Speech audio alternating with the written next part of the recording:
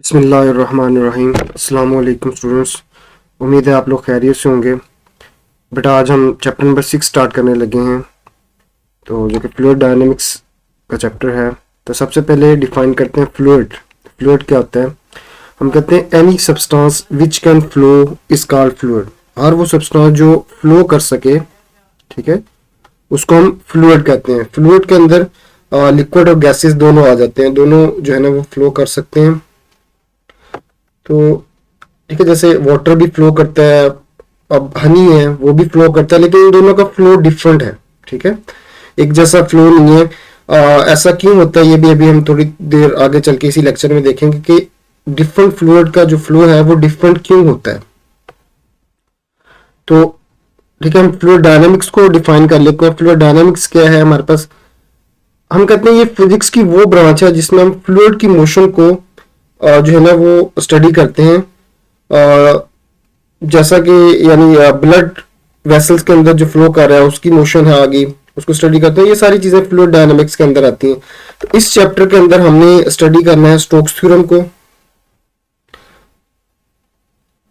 उसके बाद हमने इस चैप्टर में देखना है इक्वेशन ऑफ कंटिन्यूटी। ठीक है, क्या है? और ये जो इक्वेशन ऑफ कंटिन्यूटी है ये law of conservation of mass पे बेस करती है। ये इंपॉर्टेंट एमसीक्यू आ जाता है कि इक्वेशन ऑफ कंटिन्यूटी कौन से लॉ पे बेस करती है। तो अपने याद रखना है equation of continuity law of conservation of mass पे बेस करती है। फिर इसी चैप्टर में हम पढ़ेंगे बर्नौलीज इक्वेशन क्या है, और बर्नौलीज इक्वेशन जो है वो law of conservation of energy पे बेस करती है। ठीक है, ये भी इंपॉर्टेंट एमसीक्यूज है। और फिर हम बर्नौलीज इक्वेशन की एप्लीकेशन पढ़ेंगे। तो ये सारी चीजें पढ़ने के लिए कुछ टर्म्स जो है ना वो उनका जानना जरूरी है। पहले उन टर्म्स को देख लेते हैं, फिर ही हम वो जो सारी चीजें जो है वो पढ़ सकेंगे। इक्वेशन ऑफ कंटिन्यूटी, ठीक है, बर्नौलीज क्वेश्चंस, तो ये सारा कुछ जो है ना इनको पढ़ने के लिए पहले हम इसके कुछ टर्म्स जो हैं हमें पता होना चाहिए, उनको देखते हैं। सबसे पहले विस्कोसिटी क्या होती है? The frictional effect between the different layers of a flowing fluid is called viscosity. यानी फ्लूइड की जो लेयर्स है उसमें जो इंटरनल रेजिस्टेंस है उसको हम बोलते हैं विस्कोसिटी। ठीक है, अभी थोड़ी देर पहले बात की थी हमने कि वाटर और हनी उनका फ्लो डिफरेंट है। तो उनका फ्लो इसीलिए डिफरेंट है कि उसमें जो है उनकी जो लेयर्स है इंटरनल फ्रिक्शन उनमें डिफरेंट है। अब पानी जो है, वाटर है, उसके जो मॉलिक्यूल्स है एटम के दरमियान जो इंटरनल फ्रिक्शन है वो कम होती है, इसलिए वो इजीली फ्लो कर सकता है। जबकि जो हनी है उसके जो फ्रिक्शनल इफेक्ट है उसका उसके लेयर्स के दरमियान, या उसकी जो इंटरनल फ्रिक्शन है उसके एटम्स और मॉलिक्यूल्स में एज कंपेयर टू वाटर वो ज्यादा होती है। तो इसलिए हनी जो है वो उसको फ्लो करना उसका डिफिकल्ट है। ठीक है, तो विस्कोसिटी जो है इसको हम ईटा से रिप्रेजेंट करते हैं। विस्कोसिटी जो है इसको कोफिशिएंट ऑफ विस्कोसिटी से मेजर करते हैं, और इसको हम ये जो है ईटा सिंबल है इससे रिप्रेजेंट करते हैं। देखिए कुछ जो फ्लूइड है उनकी जो है ईटा की वैल्यू या कोफिशिएंट ऑफ विस्कोसिटी की वैल्यू लार्ज होती है। ठीक है, तो उनका फ्लो जो है वो हार्ड होता है, यानी उनका फ्लो करना मुश्किल होता है। जैसे कि थिक तार हो या फिर हनी आपके पास हो, ठीक है, तो इनका फ्लो जो है वो डिफिकल्ट होता है। तो इनके लिए जो ईटा की वैल्यू वो लार्ज होती है। इसी तरह से कुछ लिक्विड या फ्लूइड्स हमारे पास ऐसे होते हैं जिनके लिए कोफिशिएंट ऑफ विस्कोसिटी ईटा की वैल्यू स्मॉल होती है। ठीक है, स्मॉल वैल्यू ऑफ ईटा, तो इनका फ्लो इजी होता है। जैसा कि वाटर है, मिल्क है, तो इनका फ्लो बहुत इजी है, इनके लिए ईटा की वैल्यू कम होती है। चलिए उसके बाद हमारे पास इसका मतलब जितने भी फ्लूइड्स हैं जो है ना उनकी विस्कोसिटी नॉन जीरो होती है। अब अगर कोई फ्लूइड है यानी जो चीज फ्लो कर सकती है उसकी कोई ना कोई विस्कोसिटी, उसमें इंटरनल लेयर्स में कोई ना कोई रेजिस्टेंस होगी। ठीक है, तो वो बिल्कुल जीरो नहीं हो सकती। तो all the fluids having non zero viscosity. ठीक है, जितने भी फ्लूइड्स हैं या जो चीजें लिक्विड फ्लो कर सकते हैं उनकी कोई ना कोई विस्कोसिटी होती है। विस्कोसिटी जो है वो किन फैक्टर्स के ऊपर डिपेंड करती है? तो विस्कोसिटी जो है वो दो फैक्टर्स के ऊपर डिपेंड करती है। सबसे पहले हमारे पास है नेचर ऑफ लिक्विड। ठीक है, अब डिफरेंट जो नेचर के लिक्विड्स हैं, फ्लूइड्स हैं, उनकी जो है विस्कोसिटी डिफरेंट होगी। इसी तरह से जो विस्कोसिटी है वो डिपेंड करती है टेम्परेचर के ऊपर भी। ठीक है, टेम्परेचर ऑफ द फ्लूइड जो है उसके ऊपर भी ये विस्कोसिटी डिपेंड करती है। इसको फर्दर कैटेगराइज कर सकते हैं टेम्परेचर के लिहाज से। देखिए जो गैसेस हैं उनके लिए जो ये जो विस्कोसिटी है वो टेम्परेचर के डायरेक्टली प्रोपोर्शनल है, यानी टेम्परेचर ज्यादा होगा तो इनकी विस्कोसिटी ज्यादा हो जाएगी गैसेस के लिए। जबकि जो लिक्विड्स हैं, लिक्विड्स के लिए जो जो विस्कोसिटी है ये टेम्परेचर के इनवर्सली प्रोपोर्शनल है। अगर टेम्परेचर कम होगा तो विस्कोसिटी ज्यादा होगी, टेम्परेचर ज्यादा हो जाएगा तो विस्कोसिटी कम हो जाएगी। तो ये 2 पॉइंट्स आपने याद रखने हैं। नेक्स्ट जो है हम चलते हैं, नेक्स्ट हमारे पास ये जो विस्कोसिटी है इसके एसआई यूनिट और इसकी डायमेंशंस निकाल लेते हैं। विस्कोसिटी जो है अभी हम आगे ड्रैग फोर्स और वो पढ़ेंगे स्टोक्स लॉ, और उसमें हम एक फॉर्मूला यूज करेंगे F इज इक्वल टू 6 पाई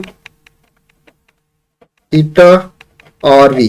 तो यहाँ पे ये जो ईटा है ये विस्कोसिटी को शो कर रहा है, तो यहाँ से हम इसके यूनिट और डायमेंशन निकाल सकते हैं। तो देखें ईटा के लिए अगर आपने यूनिट निकालना है तो पहले फॉर्मूले को ईटा के लिए रीअरेंज कर लें, तो आपके पास आ जाएगा F इज इक्वल टू, ये जो 6 पाई है यानी 6 नंबर है, पाई भी एक नंबर है, तो इसकी तो डायमेंशन नहीं होती है, यूनिट नहीं होंगे, इसको इधर ही रहने दें फिलहाल। तो ये F R और V इधर मल्टीप्लाई हो रहे थे, इधर आके डिवाइड हो जाएंगे, तो यहाँ से आपके पास आ जाएगा। इसके यूनिट निकाल सकते हैं विस्कोसिटी के, देखें पहले इसके यूनिट निकालते हैं।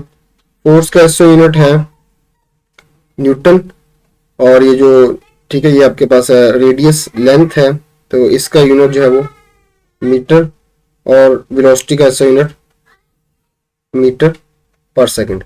तो ये देखें एस ऊपर जाके ये पॉजिटिव हो जाएगा, तो इसका यूनिट हमारे पास बन गया न्यूटन सेकंड। एस माइनस से ऊपर जाके पॉजिटिव हो जाएगा, और नीचे है एम स्क्वायर, तो N S M to M minus two, तो ये इसका एस यूनिट बन गया। तो उसके बाद जो है इसकी डायमेंशंस भी हम निकाल सकते हैं। डायमेंशन देखें यहाँ से इसी फॉर्मूले से डायमेंशंस आ जाएंगी। इसकी फोर्स की डायमेंशन होती है M L T minus two, और ये आर है, आर की डायमेंशन लेंथ है तो लेंथ की डायमेंशन एल आ जाएगी।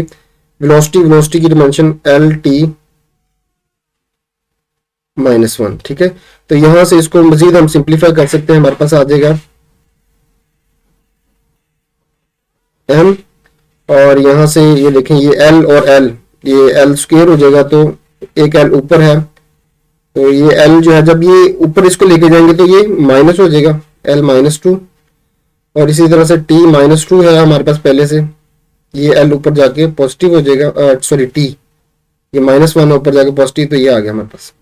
इसको सिंप्लीफाई कर लेते हैं, तो ये आ गया हमारे पास m l-1, और फिर यहाँ से आ जाता है t-1, तो ये हमारे पास जो है इसका यूनिट आ गया, इसकी डायमेंशंस आ गई। डायमेंशंस इसकी होती हैं m-l-1 t-1, ठीक है, ये इसकी डायमेंशंस आ गई। यहाँ पे ये टेबल आपकी बुक में गिवन है, यहाँ पे कुछ डिफरेंट जो ठीक है लिक्विड और गैसेस हैं उनकी विस्कोसिटी गिवन है, जैसा कि मतलब, और ये टेम्परेचर 30 डिग्री सेंटीग्रेड पे ये वैल्यू गिवन है आपको। यहाँ पे एयर की विस्कोसिटी जो है वो 30 डिग्री सेंटीग्रेड के ऊपर ये होती है 0.019 ×-3। तो इसी तरह से ये टेबल आपने इसको एक नजर देख लेना है। यहाँ पे देखें मैक्सिमम वैल्यू अक्सर पूछ लिया जाता है कि एमसीक्यूज के अंदर कि कौन सा फ्लूइड है या कौन सा लिक्विड है जिसकी जो विस्कोसिटी वो मैक्सिमम है। तो यहाँ पे देखें इस टेबल में हमारे पास ग्लिसरीन जो है इसकी विस्कोसिटी मैक्सिमम है, ठीक है। तो ये कुछ चीजें हैं जो आपने याद रखनी है। नेक्स्ट जो है हम चलते हैं, हमारे पास जो है ड्रैग फोर्स को डिफाइन करते हैं, ठीक है। ड्रैग फोर्स यानी देखिए जब कोई भी ऑब्जेक्ट जो है आप उसको लिक्विड के अंदर वाटर के अंदर फ्लो करवाएं, ठीक है, तो अब देखें वाटर उसकी जो मोशन है उसको अपोज करेगा। इसी तरह एक और एग्जांपल कंसिडर कर लें, अब गाड़ी में से हाथ बाहर निकाल लें, अगर गाड़ी मूव कर रही है तो आप देखेंगे आपके हाथ के ऊपर फोर्स लग रही है जो कि गाड़ी की मोशन के ऑपोजिट है, ठीक है। तो जैसे जैसे गाड़ी की स्पीड तेज होगी तो वो जो आपके हाथ के ऊपर लगने वाली फोर्स है ऑपोजिट डायरेक्शन में, या जिसको हम रिटार्डिंग फोर्स भी कह सकते हैं, वो इंक्रीज होती जाएगी, ठीक है। तो फिर हम उस रिटार्डिंग फोर्स को हम ड्रैग फोर्स कहते हैं। इसको हम एक्सप्लेन इसकी डिफाइन कर सकते हैं। whenever an object moving through a fluid it experiences a retarding force called the drag force. The drag force increase as the speed of the object increases, ठीक है। तो जब भी कोई ऑब्जेक्ट जो है वो फ्लूइड में से मतलब पास करता है तो वो एक रिटार्डिंग फोर्स एक्सपीरियंस करता है। उस रिटार्डिंग फोर्स को ड्रैग फोर्स का नाम दिया जाता है। और ये जो ड्रैग फोर्स है ये स्पीड ऑब्जेक्ट की स्पीड इंक्रीज होने से इंक्रीज होती है। ड्रैग फोर्स को इस फॉर्मूले से, ठीक है, हम रिप्रेजेंट करते हैं, F is equal to 6 pi eta R V. ठीक है, यहाँ पे क्लियर है कि जो इस फॉर्मूले से भी हमें नजर आ रहा है कि जो ड्रैग फोर्स है ये डिपेंड करती है, ये देखिए ड्रैग फोर्स डिपेंड करती है स्पीड के ऊपर। ठीक है, इसी तरह से radius of the spherical object और ये जो है विस्कोसिटी ऑफ द मीडियम, तो ये इन तीन चीजों के ऊपर ये जो है ड्रैग फोर्स डिपेंड करती है। ठीक है, ये आपने याद रखना है, ड्रैग फोर्स आपके पास प्रोपोर्शनल होती है स्पीड के, speed of the object, radius of the spherical object and coefficient of viscosity of medium. तो ये इन चीजों के ऊपर ड्रैग फोर्स जो है वो डिपेंड करती है। अच्छा, उसके बाद जो है स्टोक्स लॉ हमने पढ़ना है। ठीक है, अभी ये जो पीछे हमने, ठीक है, ड्रैग फोर्स वाली ये जो रिलेशन है, इसी रिलेशन को हम स्टोक्स लॉ का नाम देते हैं। ठीक है, the drag force of a sphere of radius r moving slowly with velocity v in a fluid of viscosity eta is given by F is equal to 6 pi eta r, यहाँ पे v भी है। ठीक है,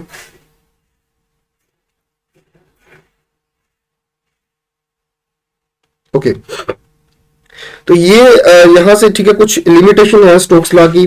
पहली limitation तो ये है कि स्टोक्स लॉ जो है ये सिर्फ स्फेरिकल बॉडीज के लिए एप्लीकेबल होता है, और वो भी स्फेरिकल बॉडीज जो स्लो स्पीड से मूव कर रही हो। ठीक है, स्लो स्पीड से विस्कस मीडियम के अंदर मूव कर रही हो, तो वो होता है। तो पहली लिमिटेशन है स्टोक्स लॉ की, एक तो ये स्फेरिकल बॉडीज होनी चाहिए और वो स्लो स्पीड से मूव कर रही हो, और दूसरा वो विस्कस मीडियम के अंदर मूव कर रही हो। तो ये चीजें हो तो तभी स्टोक्स लॉ एप्लीकेबल है।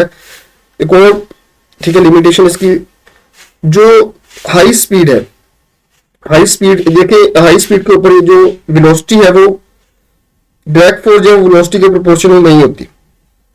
ठीक है, अगर स्लो स्पीड हो, स्फेरिकल ऑब्जेक्ट हो, तो ड्रैग फोर्स जो है, ये जो ड्रैग फोर्स डायरेक्टली प्रोपोर्शनल होती है वेलोसिटी के। लेकिन अगर जो है वो स्पीड स्लो ना हो, हायर स्पीड हो, हायर स्पीड के लिए जो है अगर ये जो ड्रैग फोर्स है वेलोसिटी के डायरेक्टली प्रोपोर्शनल नहीं जाती, बल्कि ये उसके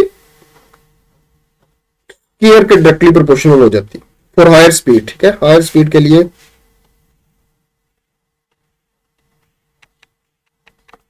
तो ये जो वेलोसिटी है ये ड्रैग फोर्स है, वेलोसिटी के नहीं बल्कि उसके स्क्वायर के डायरेक्टली प्रोपोर्शनल होती है।